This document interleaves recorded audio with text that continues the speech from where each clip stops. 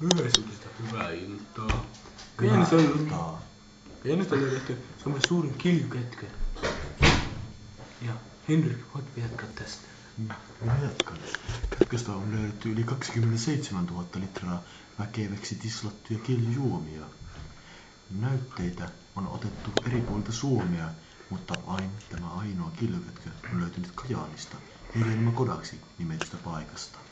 Ja havainnollistammeko asian, veljeni Saku? Kyllä.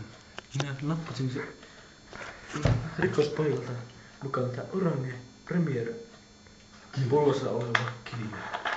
Maistun tätä ystävää. Tämän täytyisi maistua appelsiinivodka.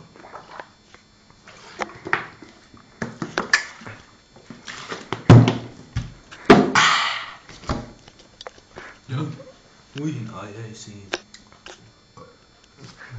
Anteeksi, juon nyt vettä.